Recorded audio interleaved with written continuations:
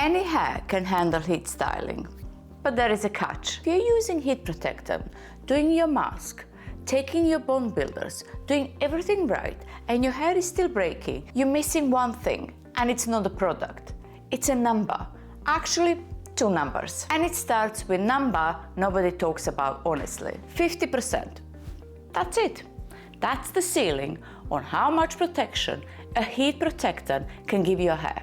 Most of the products don't even come close to that. I'm not even saying they don't work. They do work. But at the very best heat protectant, tested in labs under perfect conditions, max out at around 50% damage reduction. They genuinely help, but they have a ceiling. So if your iron is set at 230 degrees, your protectant is doing its job. That's not a product failure.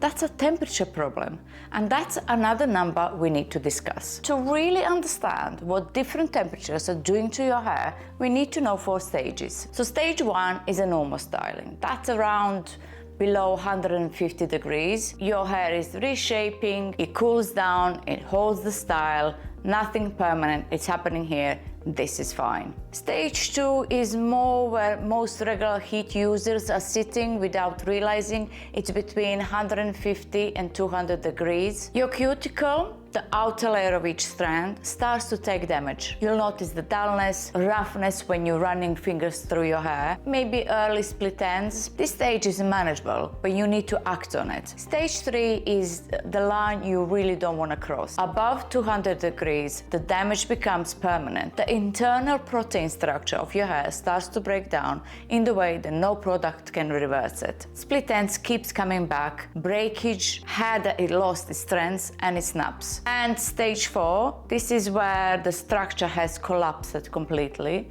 and the only thing it will fix it, it's scissors. But here is the part that matters just as much as temperature. Every pass you make adds to the damage. That damage accumulates. It's a running total. Time and temperature together get your hair damaged faster than you think. So knowing all that, let's go back to that 50%. What does actually mean in a practice? A heat protectant works by slowing down how fast heat transfers to your hair and reducing how quickly moisture evaporates from your strand. It's a very useful thing, but it has a limit. If you're styling at 230 degrees, even a perfect application of the best protectant on the market is not keeping you out of the stage 3. The protectant is doing its job. The problem is the temperature. And that's why a single most effective thing you can do for your hair while heat styling, and it will cost you nothing, just turn the temperature down. Dropping from 230 to 180 degrees changes everything. You're out of that permanent damage zone entirely, and good protectant in that range actually has something useful to do. Once your temperature is right, your routine needs to match your hair's actual condition. If your hair feels mostly fine, your routine is straightforward.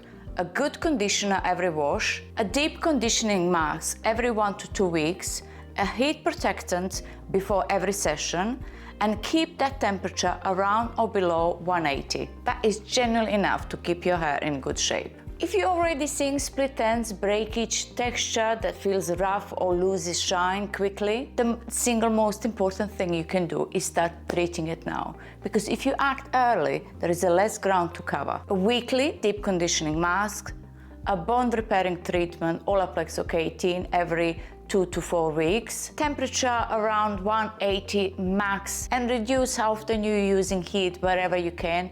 Even one less session a week makes a measurable difference. And if your hair is seriously compromised, breaking, not holding style, permanently changed in a texture, split ends everywhere, your routine is a bit more similar but more intense. Weekly mask, bond repair weekly as well, temperature as low as you can go, and reduce the usage as well. And you need a trim. I know that's not what you want to hear, but the damage that's already there isn't going to respond to the product. Removing it and protecting and preventing more damage on what is left is actually moving things forward. And across all 3 groups, the order of what matters is the same. First, lower your temperature. That single change does more for your hair than any single product you can buy.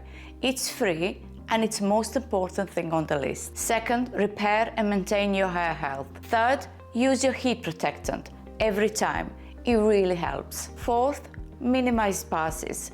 Fewer slow passes do less damage than many quick ones. So there is a whole conversation about this, so I'll get into it in a separate video. But this is the foundation. You don't need to stop using heat, you just need to use it with a bit more understanding. Bye!